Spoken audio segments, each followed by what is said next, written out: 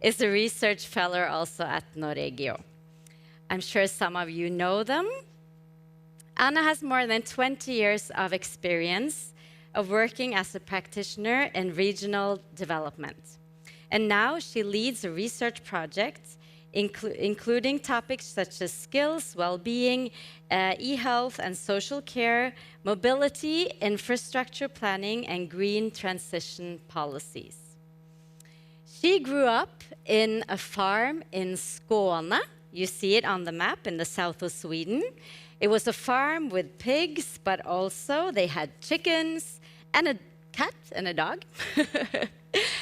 And Ágúst, his main research fields involve sustainable rural development and different Arctic affairs and sustainable tourism development. His background lies in media, communication, and the public workers' union movement in Iceland. In many ways, he's kind of the spirit of this forum and Nordregio. He grew up in Iceland.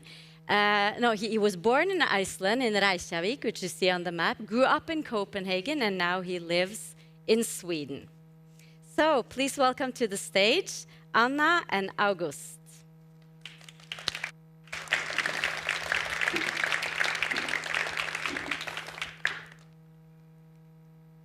Good afternoon. So Restart Competence Mobility is an ongoing project within Nordregio. And here is what we were doing in this project. It started last year and well, the main parts of it are done and under development, but we will continue into next year and then actually have a continuation project of the same. But what we were looking into in this project is what drives and what are the obstacles to labor market mobility in the Nordic region. And then we did a few case studies, 3 different types, one urban, very urban case study for the Greater Copenhagen area, then one intermediate case study, which was Vestfold Telemark region in Norway, which is kind of a rural region, but with close proximity to a urban center, in this case Oslo, and then a rural case study, which was Greenland. And this is done by the TGC thematic group within Nordregio called Green, Innovative and Resilient Regions. Yes, and the background for this project on competence mobility is the Nordic vision. I hope you're all familiar with the Nordic vision. It is to be the most integrated and sustainable region in the world by 2030. And in this project, we dive into the cross-border mobility when we talk about integration. And then the next question is, why should we bother about integration, a Nordic integration? Well, there are several reasons why we should bother about this. Well, one reason is economic reasons. The Nordic countries are strong trading partners to one another. We have a much more insecure world at the moment where there are calls for more Nordic cooperation. We have the climate issues, not least, that require cooperation. And also, as we've heard about today, the labor market challenges, the lack of skills. And if we can extend the Nordic labor markets, there's also a pool of resources, we believe, that could be utilized in a far more or better way than it's done today. And then finally, it seems like the Nordic people like to collaborate. We can see here from an exploration that Föreningen Norden was doing that 34% of the Swedes has a relation to someone in another Nordic country. And I would believe that that goes for pretty much of the rest of the Nordic countries as well. So how are we then doing? Well, this is the challenge, and this is a map that we produced for the state of the Nordic region. And as you can see, we have a total population of a little bit more than 27 million inhabitants in the Nordic countries.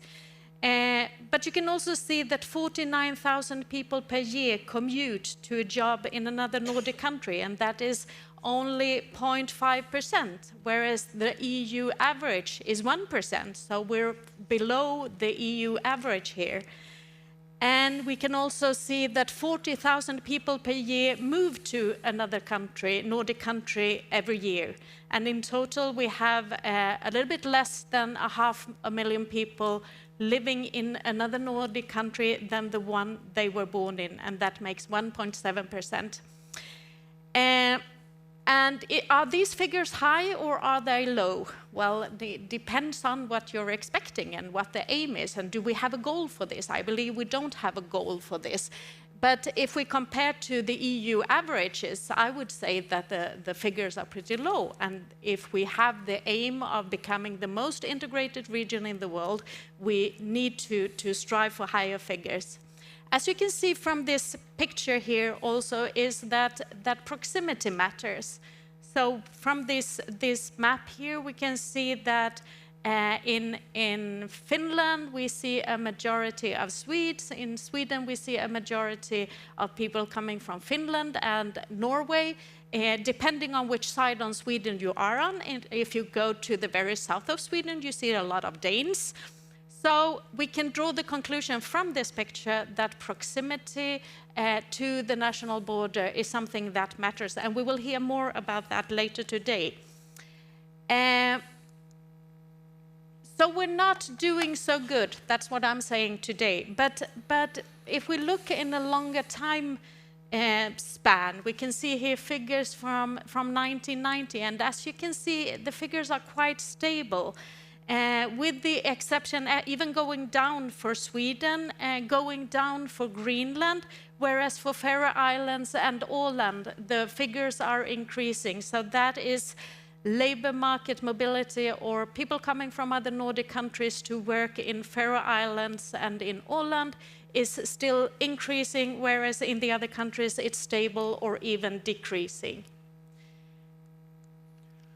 So on top of the quantitative data and those analyses, we did these case studies that I mentioned earlier. So spoke to experts in the field, for example, from business association, labor unions, the public actors and private actors, employment recruitment offices, as well as cross-border associations. In short, the people that are familiar with the challenges and opportunities of Nordic labor market mobility. This we did to see the main drivers and obstacles that they have experienced, because these people have been in direct contact and direct dialogue with people that are actually doing this. And the main reasons for actually taking the decision to take a job in another country or even move were and are regularly related to economic factors, career development, and new experiences. In the panel earlier, one of the speakers spoke about people leaving places for a job that can be related to the economic factor, for school that can also be described as career opportunities. And then he mentioned love, which is also something that is often mentioned in these interviews, which is definitely can be called a new experience. So the analytical model we use is the different push and pull factors. We have the driving forces, which then are economic, political, legal, administrative, social or cultural. The attraction forces, which then have the same concepts listed below, and then the intervening obstacles. So after this, what do we know about post-pandemic migration and commuting? We look at the driving forces, the attracting forces, and then the intervening forces. It's hard to affect directly the driving and attractiveness forces. These are things that are subjective. People are people, have different opinions, and really up to the different locations to make themselves attractive. Then there's things like national economy, how a country as a whole is doing, that affects different parts of these factors and how people see them. But the intervening obstacles is something that we maybe should be focusing on, and that can easily be affected. And in these interviews and in our study, and a great deal of studies have been done in similar situation and have been done before in these regions, especially, for example, the greater Copenhagen area. And they are very familiar, and they have, most of them, been pointed out many times before. So it mainly goes down to making it easy for people to actually do this, whether it's commuting for a job or moving between countries.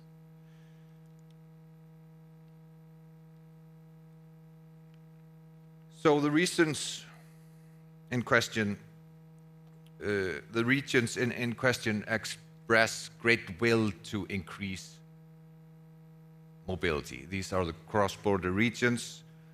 The need is high, but we also hear of less interest after COVID and the pandemic. So it seems to have greatly affected people's views of taking a job in another country. If I go one back, we see here that we have written down increased skepticism and insecurity meaning, in this sense, that people are afraid that something might happen similar to the COVID pandemic, which has great and devastating effects, meaning that there were, for example, questions of who would pay benefits for people, pension questions, just a lot of issues that were unsolved and were different to tackle. And a lot of discussion between the different ministers within the Nordic countries have taken place since that. But what we can do is making things as smooth, as seamless, as easy as possible. So we could improve and share statistics between the countries, because that has been very hard to do and in fact illegal in some of the countries.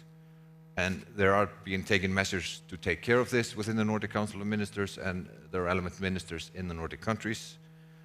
Then just clear leadership to make cross-border obstacles a top political priority.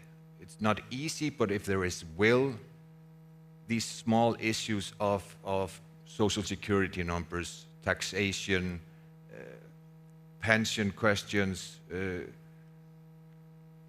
one country taking an education in another country as legitimate, and so on. If we have clear leadership and will to change this, it should be well possible. Then it is also to improve cooperation at all levels of government. And then we heard a lot about the cultural identity, which people feel that has been going down for the past maybe 2 decades, that there is no longer a common Nordic identity, rather a national identity, which also was before, but then a larger, maybe EU or Western identity. So affecting the Nordic identity and the Nordic brand would also have positive effects on labor market mobility, in the opinions of the people we have spoken to. Yes, and what we're presenting here to you today in 15 minutes, it's just a glimpse. So if you're interested in learning more, we have produced a chapter to the State of the Nordic Region 2022 on labor market mobility, with a lot more statistics on labor market mobility. And we have also just recently came out with a literature review of this topic about competence mobility between the Nordic countries. And as Ágúst mentioned, we have also been conducting interviews in those case study regions in Greater Copenhagen, in Greenland, and in Vestfold, Telemark. And some of our learnings that we have come across, apart from the ones that Ágúst has already told you about, you will learn more about in the workshop coming up a little bit later this afternoon. So we hope that you stay on to learn more about the experiences that have come up. And we will also like to invite you to share your experiences and also to provide us with ideas for solutions. How can we overcome those cross-border obstacles? So thank you. Thank you.